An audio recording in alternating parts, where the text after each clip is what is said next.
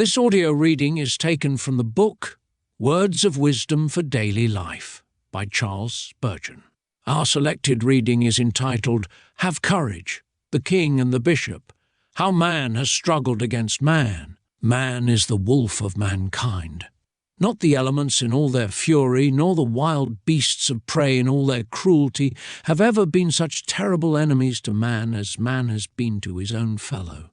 When you read the story of the Marian persecution in England, you are astounded that ever creatures wearing a human form could be so bloodthirsty. Call these Catholics who thus persecuted the Protestants. Call them Catholics?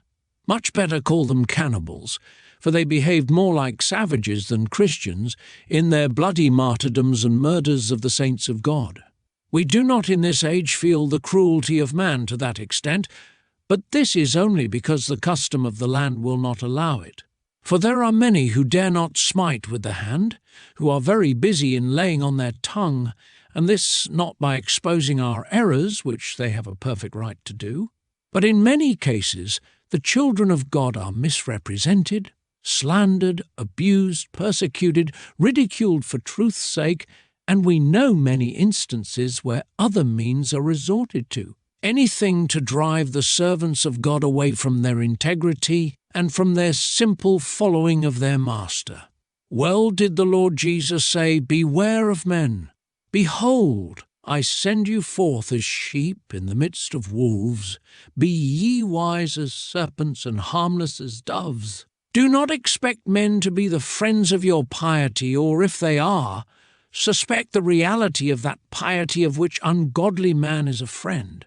Thou must expect to be sometimes bullied and sometimes coerced, to be sometimes flattered and anon threatened. Thou must expect at one time to meet with the oily tongue which hath tinder it the drawn sword, and at another time with the drawn sword itself. Look out, and expect that men will be against you. But what are they all? Suppose every living man in the world were against you, and that you had to stand in solitude like Athanasius, you might say, as Athanasius did. I, Athanasius, against the whole world, I know I have truth on my side, and therefore against the world I stand. Of what use was the malice of men against Martin Luther? They thought to burn him, but he died in his bed despite them all. They thought to put an end to him, but his little tracts went everywhere, and the words of Luther seemed to be carried on the wings of angels. Until in the most distant places the Pope found an enemy suddenly springing up where he thought the good seed had all been destroyed. I do not know that it is of any very great service to have numbers with you. I question whether truth is not generally to be with a minority, and whether it is not quite as honourable to serve God with 2 or 3 as it would be with 2 or 3 millions, for if numbers could make a thing right. Idolatry ought to be the right religion, and if in countries across the sea numbers made the thing right, why, those who fear the Lord would be few indeed, and idolatry and Romanism would be the right thing. Never judge according to numbers, say they are nothing but men after all. If they be good men, fight on their side, but if they and the truth fall out with them. Be a friend to the truth. Make your appeal to the law and to the testimony, and if they speak not according to this word, it is because there is no light in them. That was grand of Latimer, when he preached before Henry VIII. He had greatly displeased his Majesty by his boldness in a sermon preached before the king, and was ordered to preach again on the following Sabbath, and to make an apology for the offence he had given.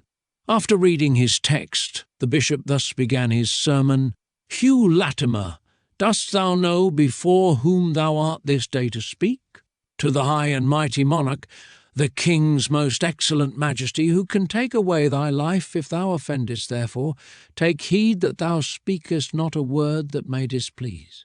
But then consider well, Hugh, dost thou not know from whence thou comest, upon whose message thou art sent? Even by the great and mighty God, I who is all-present, and who beholdeth all thy ways, and who is able to cast thy soul into hell. Therefore, take care that thou deliverest thy message faithfully." He then proceeded with the same sermon he had preached the preceding Sabbath, but with considerably more energy. Such courage should all God's children show when they have to do with man. "Thou art thyself nothing but a worm, but if God puts his truth into thee, do not play the coward or stammer out his message, but stand up manfully for God and for his truth." Some people are forever crying up what they call a becoming modesty. Modesty is very becoming, but an ambassador of God must recollect there are other virtues besides modesty. If Her Majesty sent an ambassador to a country with whom we were at war, and the little man should step into the conference and say, "I humbly hope you will excuse my being here. I wish to be in all things complacent to your honours and lordships the plenipotentiaries. I feel I am a young man, and you are much older than I am, and therefore I cheerfully submit my judgment to your superior wisdom and experience," and so on. Why, I am sure Her Majesty would command him back again, and then command him into a long retirement. What business has he to humble himself when he is an ambassador for the Queen? He must remember he is clothed with the dignity of the power which sent him, and even so is God's minister, and he counts it foul shame to stoop to any man. He takes for his motto, "Cedo nulli," I yield to none. And preaching God's truth in love and honesty, he hopes to be able to render a fair account to his master at last, for unto his master only doth he stand or fall. This concludes our reading. Thank you for listening.